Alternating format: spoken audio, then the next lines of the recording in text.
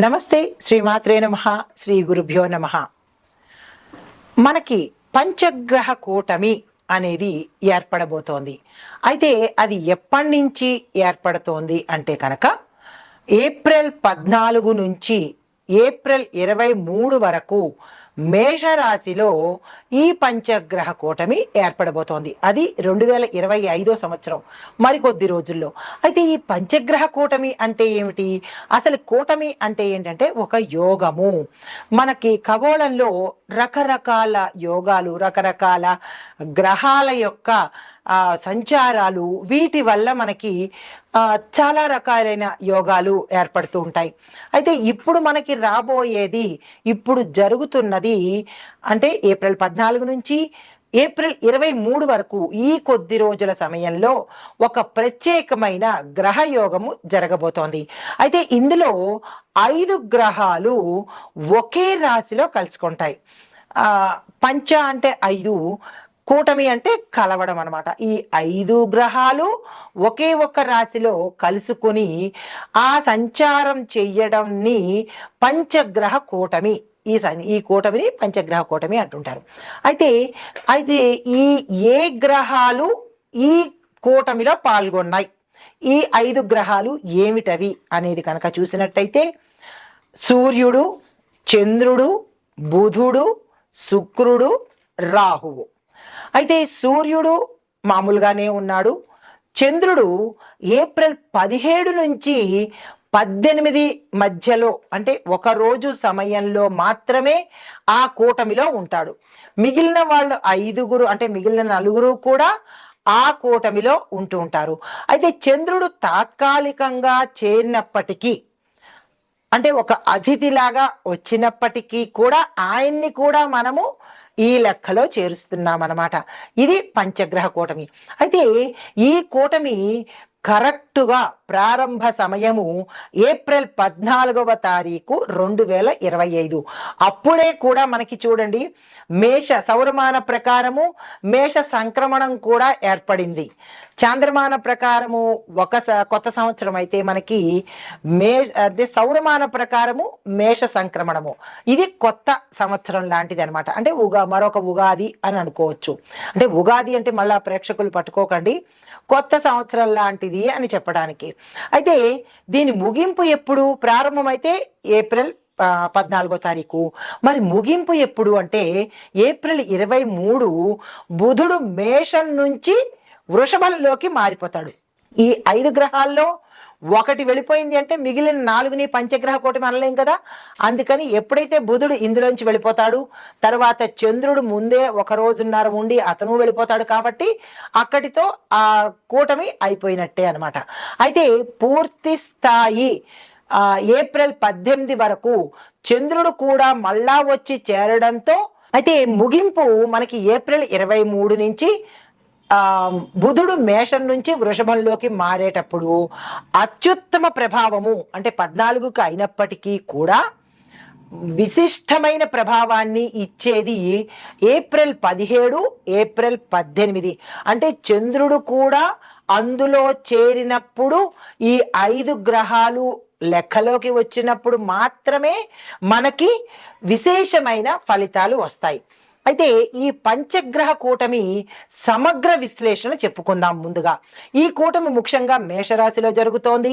దీంతో పాటు మేషం నుంచి ప్రత్యక్ష దృష్టితో, వీక్షణంతో తుల, కర్కాటక, మకర రాశుల మీద తీవ్ర ప్రభావం పడుతుందన్నమాట.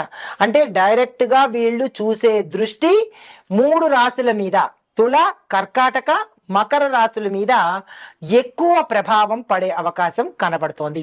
అంటే పంచగ్రహ కూటమి యొక్క ప్రభావము ఈ 3 రాశుల మీద తీవ్రంగా ఉండబోతోంది అన్నది సారాంశము. అయితే ఈ పంచగ్రహ కూటమి స్థానము మేషరాశిలో జరగడము, ఈ కాలము ఈ 14 నుంచి ఈ 23 వరకు అనే కాలము. అయితే ఈ సమయంలో ఏమిటి చేస్తాడు అనే అంశంలో తీవ్రంగా మానసిక ఒత్తిడి, అంటే వారి యొక్క ప్రభావము మానసిక ఒత్తిడి కలుగుతుంది. తర్వాత క్షణక్షణానికి వీళ్ళ స్వభావాలు మారిపోతూ ఉంటాయి. రంగులు మార్చినట్టుగా అన్నమాట. అయితే ఆకస్మికంగా మార్పులు జరిగిపోతాయి. జీవితంలో కావచ్చు, కెరియర్‌లో కావచ్చు, ఆరోగ్యంలో కావచ్చు, అన్ని రకాలుగా కూడా క్షణక్షణానికి మార్పులు, చేంజెస్ ఏర్పడుతూ ఉంటాయి. అయితే ముఖ్యంగా మేషరాశి వారికి ఈ ప్రభావం చాలా ఎక్కువగా ఉంటుంది. అన్ని విధాలుగా కూడా ఈ ప్రభావము మేషరాశి వారికి తీవ్రంగా ఉండబోతోంది. అయితే ముందుగా మేషాది ద్వాదశ రాశుల వారికి ఈ ప్రభావం ఎలా ఉండబోతోంది అని మనుషులకి అనుకున్నట్టయితే, మరి దేశకాలమాన పరిస్థితుల్లో కూడా ప్రకృతి రీత్యా, ఆరోగ్య రీత్యా ఈ అంశాలన్నీ ఎలా ఉండబోతున్నాయి అనేవి కూడా మనం ముందు ముందు చర్చిద్దాం. తదుపరి రాశి ధనస్సు రాశి. ఈ ధనస్సు రాశిలో ఉండే విద్యార్థులకు విదేశ విద్యలో అవకాశాలు చాలా ఎక్కువగా వస్తాయి. ఆ ప్రయత్నాలు చేసుకోండి. ఉద్యోగస్తులకు చూసినట్టయితే ఇది ప్రమోషన్స్ కు సరి అయిన సమయము. ట్రాన్స్ఫర్స్ కూడా ఒక్కొక్కళ్ళకి ఉండే అవకాశం గోచరిస్తోంది. వ్యాపారస్తులకు చూసినట్టయితే ట్రావెల్ బిజినెస్, ఎడ్యుకేషన్ వ్యాపారాలు చేసిన వాళ్ళు మంచి లాభాలు పొందే అవకాశం కనబడుతోంది. అయితే వ్యవసాయదారులకు చూసినట్టయితే గోధుమలు, శనగలు వంటి ధాన్యాలు ఎవరైతే పంటలుగా వేస్తారో వాళ్ళకి ఉత్తర విశేషమైన లాభాలు వచ్చే అవకాశం కనబడుతోంది. ఆరోగ్య పట్లంగా చూసినట్టయితే కనుక తొడలకు సంబంధించి, జాయింట్లకు సంబంధించి, మజిల్స్కి సంబంధించినటువంటి అంటే కండరాలకు సంబంధించిన వ్యాధులు, రుగ్మతలు, తీవ్రమైన అనారోగ్యము తల ఎత్తే అవకాశం కనబడుతోంది. జాగ్రత్తలు తీసుకోండి. అయితే కుటుంబపరంగా చూసినట్టయితే మీ ఇంట్లో ఉన్న పెద్దవాళ్లతో విరోధాలు తల ఎత్తే అవకాశము, విభేదాలు తల ఎత్తే అవకాశం ఉంది. మాటను జాగ్రత్తగా ఆచితూచి మాట్లాడుకోండి. అయితే రాజకీయ పరంగా చూసినట్టయితే విదేశీ అవకాశాలు వస్తాయి. దాంతో పాటు మీ యొక్క ప్రచారం కూడా పెరిగే అవకాశము, మీ పట్ల గౌరవ మర్యాదలు పెరిగే అవకాశం గోచరిస్తోంది. ఐటీ రంగంలో చూసినట్టయితే డేటా అనలిటిక్స్ కి, ఆర్కిటెక్చర్ లో ఉండే వాళ్లకు విపరీతమైన అభివృద్ధి, అవకాశాలు, ధనము వచ్చే ఈ దిశ కనబడుతోంది. అయితే సినీ రంగంలో ఉన్న వాళ్లకు దార్శనిక సినిమాలు అంటే మంచి మోటివేషనల్ సినిమాల్లో ఎవరైతే భాగస్వామ్యం, పార్ట్నర్షిప్ తీసుకుంటారో వాళ్ళకి కలిసి వచ్చే అవకాశం గోచరిస్తోంది. అయితే హస్తకళలుగా చూసినట్టయితే, క్రియేటివ్ సైడ్ చూసినట్టయితే కనుక మీకు డివోషనల్ గా అంటే దేవుడు బొమ్మలు తయారు చేయడము, దేవుడు బొమ్మలకు సంబంధించి డివోషనల్ సైడ్ మీరు ఏ ఆర్ట్ క్రియేటివిటీకి సంబంధించిందైనా ఆ పనులు చేసే వాళ్ళకి ఈ సమయంలో విశేషంగా కలిసి వచ్చే అవకాశము, ఆర్డర్స్ ఎక్కువ అవ్వడము లేదా వినియోగదారులు ఎక్కువ అయ్యే అవకాశం కనబడుతోంది. కాంట్రాక్ట్ దారులకు చూసినట్టయితే ప్రభుత్వ ప్రాజెక్టులు చేపట్టిన వాళ్ళకు మాత్రము స్థిరంగా ఉంటుంది, స్థిరమైన లాభాలు వచ్చే అవకాశం గోచరిస్తోంది. అయితే మీకు చెప్పదగిన పరిహారాలు గురువారం రోజున ప్రతిరోజు ఈ సమయంలో అంటే గురువారం రోజు ప్రతిరోజు కూడా దత్తాత్రేయుడికి పూజ చేయండి. లేదు పూజతో పాటు ఓం గురవే నమః అనే ఈ మంత్రాన్ని 33 సార్లు చదివే ప్రయత్నం చేసుకోండి. దీంతో పాటు మీరు ఏ పని మీద వెళ్ళాలన్నా లేదా అంటే ఏదైనా కీలకమైన నిర్ణయాలు తీసుకోవాలన్నా, కొత్తగా ఏదైనా ప్రారంభించాలన్నా పసుపు రంగు వస్త్రాలకు ప్రాధాన్యత ఇవ్వండి. ఇది ఈ రాశిలో ఉండే వారికి చెప్పదగిన పంచగ్రహ కూటమి యొక్క పరిహారాలు, సూచనలు, మంత్రాలు. నమస్తే. అయితే ఈ పంచగ్రహ కూటమి మనకి ఏప్రిల్ 14 నుంచి మేష సంక్రమణ సమయంలో ఏర్పడుతోంది కాబట్టి ఈ సమయంలో మనకి చంద్రమండలంలో పరిభ్రమణ కారణంగా ఒకే రాశిలో తాత్కాలికంగా ఈ సమూహం ఏర్పడడం మూలంగా ఒక మనుషులకి, రాసులకే కాకుండా దేశ కాలమాన పరిస్థితులను బట్టి సంక్షోభాలు ఎలా ఉన్నాయి, ఎలా మారతాయి, అలాగే శుభకార్యాలు కూడా ఏమిటి జరుగుతోంది అనే అంశాన్ని నేను మీకు సవివరంగా ఇప్పుడు ఇవ్వబోతున్నాను. ముందుగా ఎకానమీ అంటే మన ఆర్థిక రంగము అంటే ఎకానమీ పరంగా ఎలాంటి ప్రభావాన్ని చూపిస్తుంది అంటే కనుక వ్యాపారవేత్తలు, పెట్టుబడిదారులు వాళ్ళకి విశ్వాసం తగ్గిపోతుంది. దాంతో పాటు స్టాక్ మార్కెట్ ఊగిసలాడుతూ ఉంటుంది. ఊడనా అన్నట్టుగా డోలాయమాన పరిస్థితుల్లో స్టాక్ మార్కెట్ ఉంటుంది. విదేశీ పెట్టుబడులు వృద్ధి ఆలస్యం అవుతుంది. అంటే మనం పెట్టుబడులు పెడతాం కదా విదేశీ పెట్టుబడుల మీద, అది ఏమవుతోంది మనకి ఆలస్యం చూపిస్తోంది తప్ప వెంటనే రిజల్ట్ అనేది చూపించదు. బంగారము, వెండి, ఆయిల్ వంటి న్యాచురల్ రిసోర్సెస్ మీద ధరలు పెరిగే సూచనలు కూడా కొంచెం గోచరిస్తున్నాయి. దీంతో పాటు బహుళ జాతి కంపెనీల మీద పన్నుల ఒత్తిడి చాలా ఎక్కువగా గోచరిస్తోంది. దీంతో పాటు గడప గడపకు ఉద్యోగాలు కల్పిస్తాము అనే అనే మాటకు మనకి వెనక్కి వెళ్ళే అవకాశము, అంటే ఆ మాట జరగని పరిస్థితి గోచరిస్తోంది. అయితే ఈ ప్రభుత్వ విధానాలు మనం కనుక దీనికి రెమెడీ ఏమిటి అనే సంశయం మీకు రావచ్చు. ఈ ప్రభుత్వ విధానాలను మనం ఒకసారి పునర్సమీక్షణ చేసుకుంటే పన్నుల విధానాల్లో కానీ, లేదా అంటే గడప గడపకి ఉద్యోగాలు ఇస్తాము అన్న మాటల్లో కొంచెం పునరాలోచన, ఇది అయ్యేదా అవ్వనిదా అనేవి మన ప్రభుత్వాలు కనుక ఆలోచించి నిర్ణయాలు తీసుకుంటే కొంత సానుకూలంగా ఉండొచ్చు. రెండో పాయింట్, రక్షణ విభాగము అంటే డిఫెన్స్ లో ఎలా ఉండబోతోంది దీని ప్రభావం అంటే కనుక సరిహద్దు పరిస్థితుల్లో అప్రమత్తంగా ఉండాలి. అంటే మన బోర్డర్స్ లో చాలా జాగ్రత్తలు, అప్రమత్తంగా అలర్ట్గా ఉండవలసిన పరిస్థితి.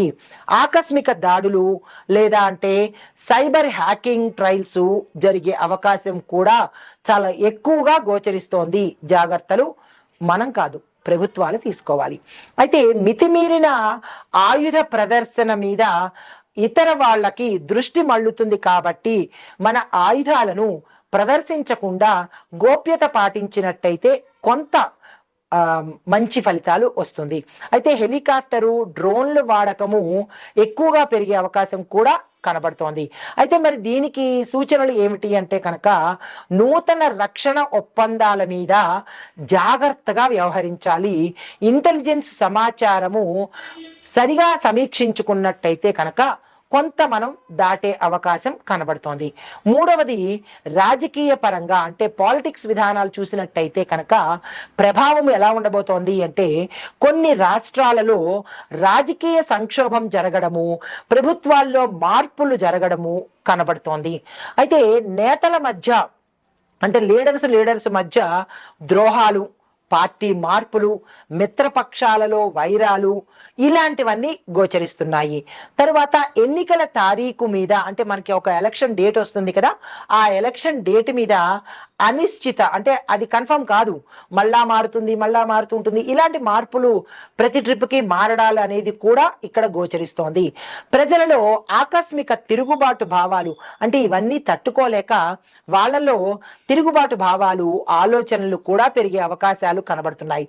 పింఛన్లు, నిత్యావసరాల ధరల విషయంలో అసంతృప్తి ప్రజల్లో ఏర్పడుతుంది. ఎందుకంటే ఇచ్చిన మాట నిలబెట్టుకోలేకపోవడము, పింఛన్లు తగ్గించడము, లేదా అది ఇస్తాము ఇది ఇస్తాము అని చెప్పి చివరికి ఏది ఇవ్వకపోవడము, ఇలాంటి బాధల్లో ప్రజలు ఉన్నారు కాబట్టి వాళ్ళు తిరగబడే అవకాశం కూడా ఇక్కడ గోచరిస్తోంది.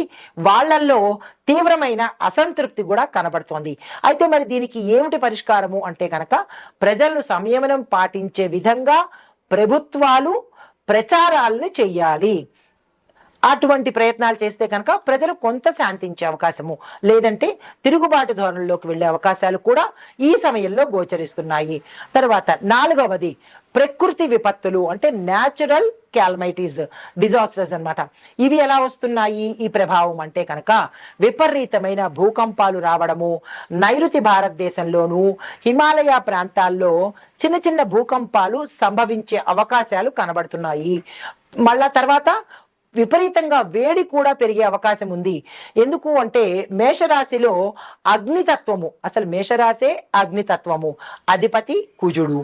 అయితే అందులోనూ సూర్యుడు ప్రవేశము కాబట్టి అగ్నితత్వం ఎక్కువగా ఉండడం వల్ల, ఎండలు ఎక్కువగా ఉండడం వల్ల వడగళ్ల వాన, అంటే వాతావరణంలో కూడా అనిశ్చితి, విపరీతమైన వేడి, మళ్ళా అదే క్షణంలో వర్షాలు, అందులోనూ వడగళ్ల వానలు ఇలాంటివి కలగడము, మళ్ళా అంటే కొన్ని ప్రాంతాలని తుడిచిపెట్టేసి వరదలు కూడా, అంటే ముంచేసే వరదలు కూడా సంభవించే అవకాశాలు ఈ సమయంలో గోచరిస్తున్నాయి. అంటే పంచగ్రహ కూటమి అనేది ఒక రకంగా విపత్తుకు కారణమే. అగ్ని ప్రమాదాలు చూసినట్టయితే, అంటే ఒక్కొక్క డిజాస్టర్ చూసినట్టయితే భూకంపాలు, తుఫాన్లు, అతి ఎండలు, తర్వాత అగ్ని ప్రమాదాలు పరిశ్రమల వద్ద కానీ, లేదా అంటే ఇళ్లల్లో కానీ, లేదా ఒక కూటమిలో కానీ విపరీతంగా అగ్ని ప్రమాదాలు, షార్ట్ సర్క్యూట్స్ అవ్వడము ఆ షాపుల్లోనూ, ఆఫీసుల్లోనూ, ఇంకా ఇక్కడ అక్కడ అని కాదు, ఎక్కడైతే మనకి ఎలక్ట్రిక్ సంబంధించి అగ్నికి సంబంధించిన ఉంటాయో హోటల్స్ ఇలాంటి వాటిల్లో విపరీతమైన అగ్ని ప్రమాదాలు జరిగే అవకాశాలు చాలా తీవ్రంగా కనపడుతున్నాయి. అయితే దీనికి సంబంధించిన సూచనలు ఏమిటి అంటే కనుక అగ్నిమాపక సిబ్బంది ఎప్పటికప్పుడు అలర్ట్గా ఉండడము, నిర్వహణ సిబ్బందిని అప్రమత్తంగా ఉంచడము. అగ్ని ప్రమాదం జరిగిన 12 రోజులకో 15 రోజులకో వెళ్ళడం కాకుండా, అంటే దానికి సంబంధించినటువంటి స్టాఫ్ రెడీగా ఉంటే జరిగిన వెంటనే వెళ్ళేటట్టుగా ఉండాలి.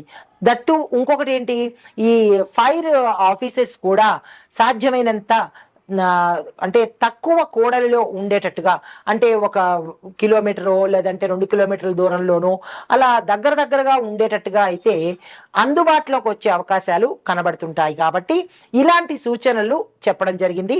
అది ప్రభుత్వం పాటించే ఏర్పాట్లు చేసుకోవాలి.